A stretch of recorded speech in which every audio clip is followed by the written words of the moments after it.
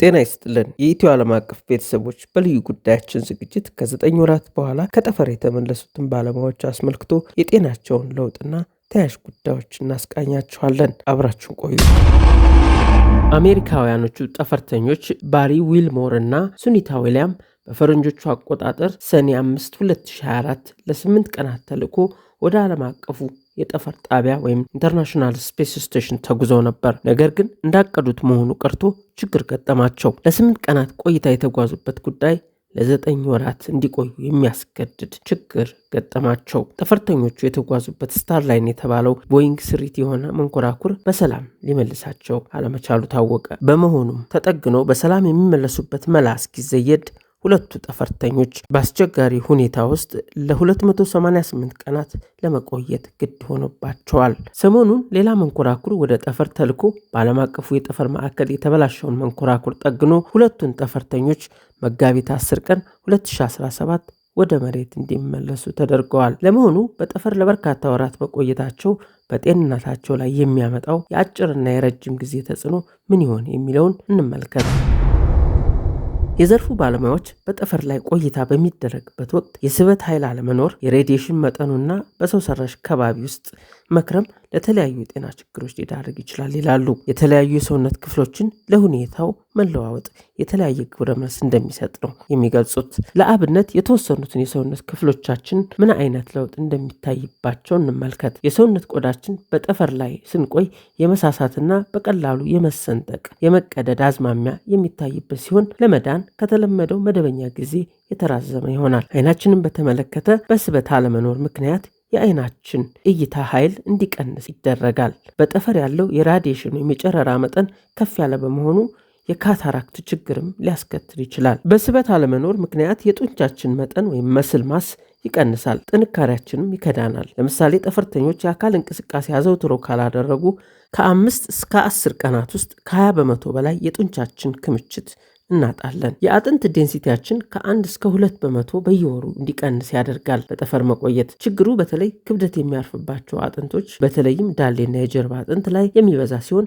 ወደ መሬት ከተመለስን በኋላ የአጥንት መሰንጠቅ ችግርም ሊገጥመን ይችላል። የሰውነት ፈሳሻችን ወይም ደግሞ ቦዲ ፍሉድ በጠፈር ላይ ቆይታ በሚያደርጉ ተመራማሪዎች እስከ 20 በመቶ የሚደርስ ፈሳሽ በተለይም ደማችን እንዲቀንስ ያደርጋል። የሰውነት መጠናችን ወይም ቦዲ ማስ ጭምር የመቀነስ አዝማሚያ ይታይበታል። ሰውነታችን ፈሳሽ በብዛት በላይኛው የሰውነት ክፍላችን ስለሚዘዋወር ፊታችን የመነፋፋትና የወፍ እግር ሲንድረም የተባለ ችግር ያጋጥመናል።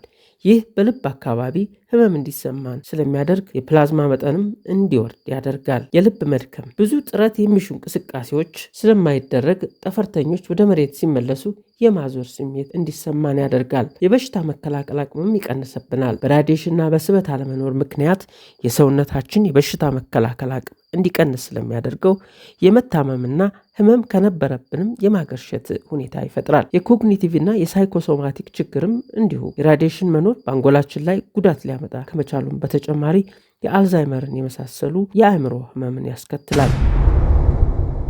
ሁለቱ ጠፈርተኞች በ288 ቀናት ቆይታቸው እስከ 40 በመቶ የጡንቻ ክምችታቸውን ሊያጡ እንደሚችሉ፣ 12 በመቶ የሰውነት መጠን ወይም ቦዲ ማስ፣ 60 በመቶ የሰውነት ፈሳሻቸውንም እንዲሁ ሊያጡ ይችላሉ ተብሏል። ራዲዬሽን 7 በመቶ የዘረመላቸውን ወይም ደግሞ ጅናቸውን እስከ ወዲያኛው በቋሚነት ሊለውጠው እንደሚችልም ነው ሐኪሞቹ የሚናገሩት። እስከ 5 ሴንቲሜትር ቁመት እድገት ሊያሳዩም ይችላሉ ተብሏል። በስበት አለመኖር ምክንያት ሁለቱ ጠፈርተኞች ወደ መሬት በሰላም ተመልሰዋል። ነገር ግን ከጤናቸው ጋር በተያያዘ በመጀመሪያው ቀን ስበት አማካኝነት ቁመታቸው ወደ ጠፈር ከመሄዳቸው በፊት ወደ ነበረበት ይመለሳል። በአንድ ቀን በ5 ሳንቲሜትር ያጥራሉ እንደማለት ነው። ከሳምንት በኋላ የእንቅልፍ ሁኔታቸው የሚሻሻል ሲሆን የማጥወልወል ስሜቱም ቀስ በቀስ እየተነነ ይጠፋል። በ2 ሳምንታት የበሽታ መከላከል አቅማቸው ወደ ትክክለኛው ሁኔታና ደረጃ ይመለሳል። 20 በመቶ የሚሆነውን የሰውነታቸውን ፈሳሽ መልሰው ያገኛሉ። እንዲሁም በ30 ቀናት ውስጥ ጡንቻዎቻቸው ወደ ቀድሞ ይዞታቸው ይመለሳሉ። በ90 ቀናት ውስጥ ወይም በ3 ወራት ጊዜ ውስጥ አይናቸው የማየት አቅም ወደ ጤናው ይመለሳል። የሰውነት መጠናቸው ወይም ቦዲ ማሳቸው በጠፈር ከመሳፈራቸው በፊት ወደ ነበረበት ደረጃ ይስተካከላል። እስከ 6 ወር ድረስ ወደ ጤንነቱ የማይመለስ ነገር ቢኖር የአጥንት ጥንካሬ ወይም የቦን ዴንሲቲ ሲሆን ይህም ረጅም ጊዜ ይፈጅበታል። አንዳንድ ለውጦችና ችግሮች በቀላሉ የማይስተካከሉና ዘላቂ እንከን ሆነው ይቀጥላሉ። በዚህ ረገድ የራዲዬሽን መብዛት የነርቭ ስርዓት መጎዳት፣ ካንሰርና የመሳሰሉት በሽታዎችን ያስከትላል። ማርስ ላይ ደርሶ ለመመለስ 30 ወራትን የሚፈጅ ጉዞ ማድረግ ይጠይቃል። 800 ኪሎ ሜትር ደርሶ መልስ ርቀት ያለው ዓለም አቀፉ የጠፈር ማዕከል በዚህ ደረጃ በጤና ላይ ችግር የሚኖረው ከሆነ 250 ሚሊዮን ኪሎ ሜትር ደርሶ መልስ ርቀት ያለውን የማርስን ጉዞ በእጥፍ መጠን የራዲዬሽን ጨረር እንድንጋለጥ ያደርገናል። ለዚህም ይመስላል ማርስ ላይ ሰዎችን ለማሳረፍ አስቸጋሪና የማይሞከር ያደረገው። አሁን ባሪ ዊልሞር እና ሱኒታ ዊሊያም ወደ መሬት በሰላም ተመልሰዋል። በቀጣይ ሙሉ የጤና ምርመራ ተደርጎላቸው የመሬትን የስበት ኃይል እና ሚዛናቸውን የመጠበቅ ችሎታቸውን ማስተካከል ልምምድ ያደርጋሉ። ከጥቂት ቀናት በፊት የመሬት ስበት በሌለበት መንኮራኩር ውስጥ እንደ ፉዬ ገላ ሲንሳፈፉና መራመድና መሮጥ ሲናፍቃቸው የነበሩ ጠፈርተኞች ወደ ምድር አኗኗራቸው ይመለሳሉ ማለት ነው።